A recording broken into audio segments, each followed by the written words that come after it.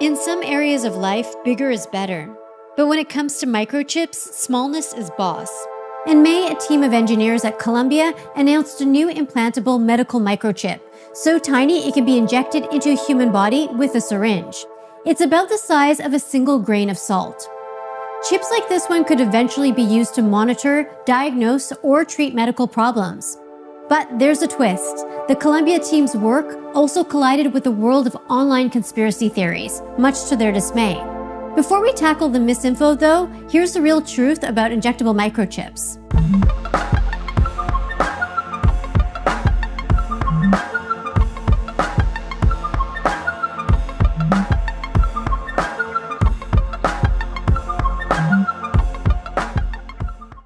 Increasingly, there's growing interest in what can be done with actual implantable devices beyond what can be just done with drugs.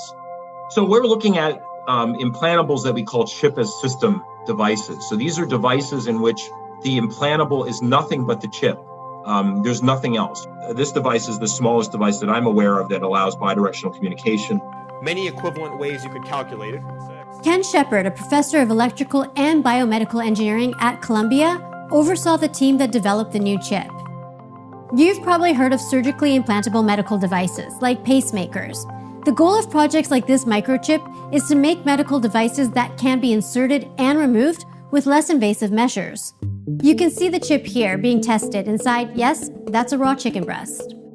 So what exactly could an implantable device that minuscule actually do? The Columbia team hopes one day chips like these could detect the spread of cancers or monitor one tiny area of the body, measuring the presence of a particular enzyme or biomarker. In this particular paper, we were just measuring temperature, which is a relatively easy thing to measure in a solid-state device. But you can imagine measuring all kinds of things. So, for example, we're working on measuring pH, acidity or alkalinity of tissue, which is important in many functions. We're specifically looking at monitoring various biomarkers during wound healing to understand the wound healing process and perhaps even try to actuate in ways that would allow us to allow wounds to heal faster. But getting here wasn't easy. Besides being extremely tiny, the engineers needed to power the chip wirelessly. It also needed to send and receive data.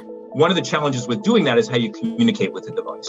So normally when we think of wireless interconnection, we think of using RF, right? That's the way our cell phone works. It's pervasive. Electromagnetics are pervasive in the way we interact wirelessly with devices today. The wavelengths typically for the kinds of frequencies that our cell phones use are on the order of centimeters in size. Devices we're trying to make are just fractions of a millimeter. 300 microns or about 0.3 of a millimeter. So it becomes impractical to communicate with them using electromagnetics. The answer to the communication challenge turned out to be ultrasound. Yes, the same technology used to take candid shots of your future bundle of joy. Ultrasound's much shorter wavelengths made communication with a tiny device possible. Ultrasound is also how the chip is powered. An imager sends a request for information into the body. An element in the microchip essentially turns some of that ultrasound into energy, which powers the chip. That power allows the chip to act and send data back to the imager. So as we know, ultrasound has been widely used in medical imaging, so it's regarded as quite safe.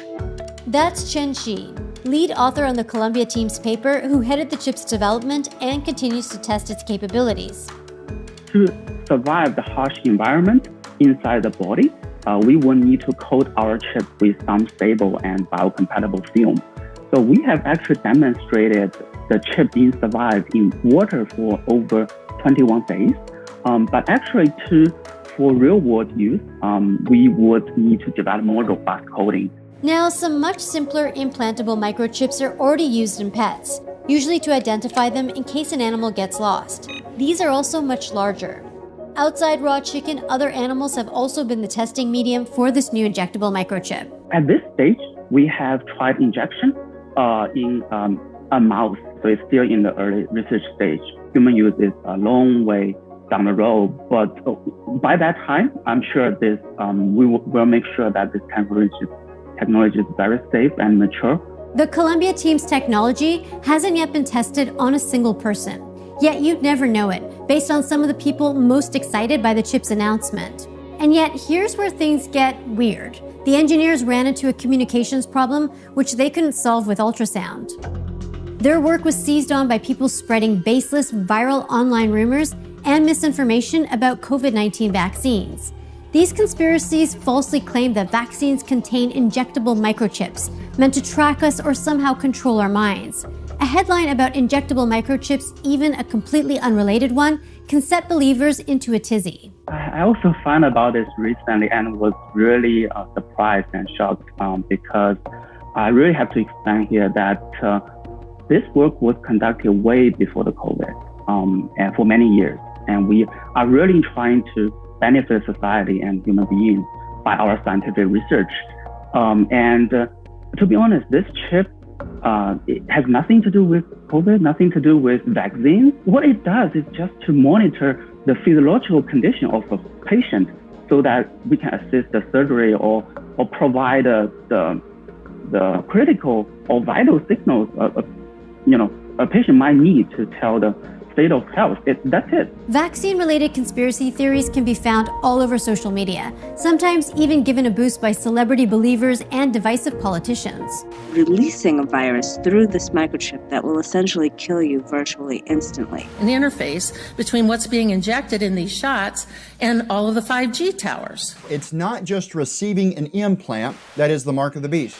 The stuff I've heard is that somehow it's going to interface with 5G. Anyone that knows basic electromagnetics knows that the wavelengths that we're talking about here are substantially larger than these devices, and there would be no way that that could possibly happen. The devices that we're talking about here don't communicate with electromagnetics, they communicate with ultrasound.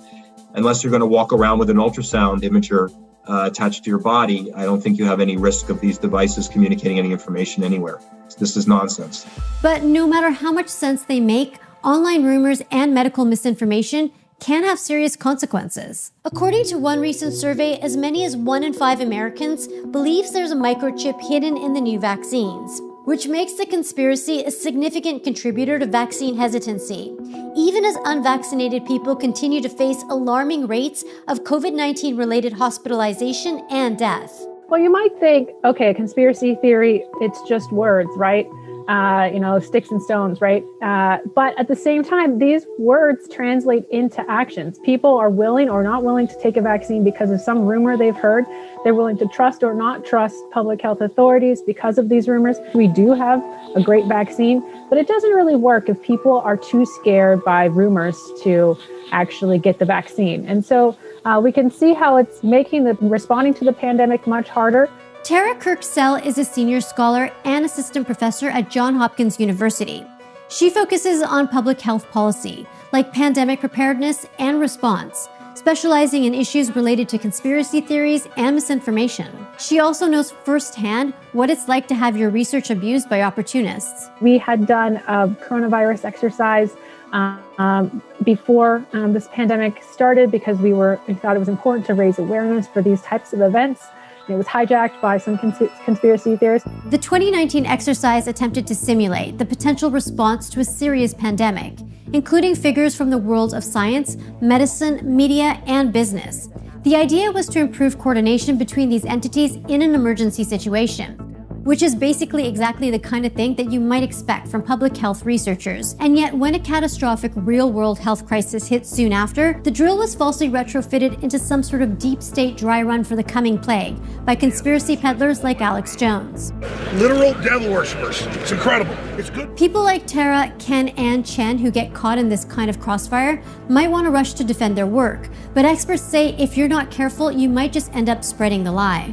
You don't want to amplify it, but you want to be able to answer the question that someone may have. So a lot of times it can be, putting out a true statement that refutes the false information without sort of highlighting that false information. But I'll be honest, it is very difficult. And I think the trick here is to limit engagement until it's absolutely necessary, right? I don't want to highlight and promote a conspiracy theory about my work. And so I'm careful to engage it only when it becomes a big issue. The engineers behind the tiny implantable microchip say they generally ignore the distortions, but it's hard as media outlets make jokes and publish fact checks distinguishing their real work from the conspiracy version. We need to do a better job of communicating science and engineering to the general population, not only what it can and can't do, but what benefits it brings to everyone. Certainly people have seen this today with the coronavirus vaccines, right? The mRNA vaccines have worked spectacularly well. Though the conspiracies may be frustrating, the team behind the injectable microchip say they won't let them get in the way of their progress. They plan to continue pushing the limits of how small an implantable medical device can be. And they're working towards eventual human trials, believing this technology can one day make people's lives better. I mean, we can't delay publishing our stuff because we're worried that some crazy somewhere is going to think that this is part of a conspiracy. So all we can do is lay out the facts. And I don't think that you can let any of these things change how you do science or how you do engineering. You just can't.